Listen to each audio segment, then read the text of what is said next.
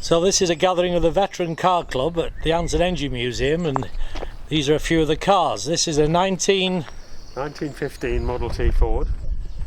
Built in America. That one is built in America because it's left-hand drive, yes.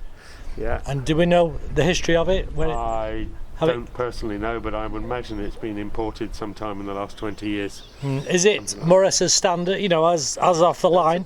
Yeah, that looks like a factory standard car as far as I can see. Yeah. Yes, it is. Yeah, no modification.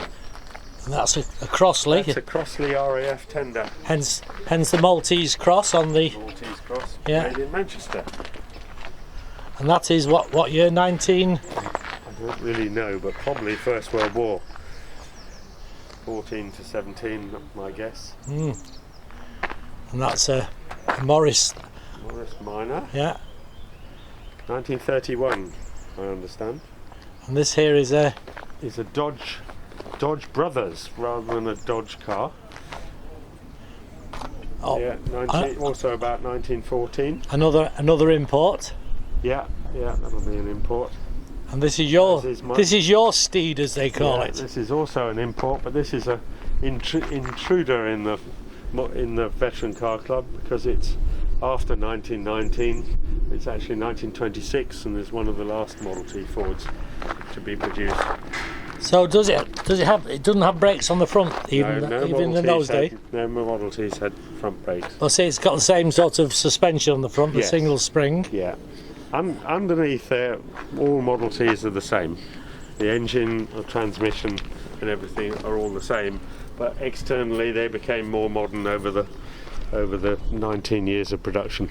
So do you know much of the history of the car? I don't know much at all of the history of this car, except that it came to England about 15 years ago, and the former owner in America was a John Deere dealer, hence the green colour. Oh, right. Right, so what does she do to the gallon, roughly? Most Model Ts do around 20 miles to the gallon.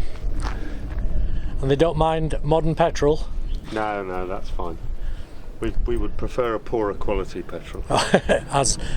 Yeah. So what sort of ignition does this have? A trembler? Yeah, it has 4 trembler coils.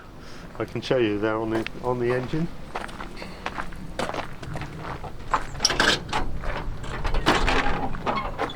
So inside of there are 4 coils that fire the 4 spark plugs. Not a great deal to them, is It's there? all very simple. It makes it easy to maintain. When things go wrong, we can work out what goes wrong. Did Model Ts always have starter motors, or was that a... No, after 1919. Oh, right, so that was like a deluxe with the starter motor, was it? It was improvements, modifications. Electric lights and starter. Ah. And the N1? This is a relatively modern car, isn't it, compared to the others? This is a very fine Lagonda. Don't know what year it is. And they're beautiful shapes, Very the lovely, wings isn't it? and the headlights, yeah. And that's another American car, a Maxwell there.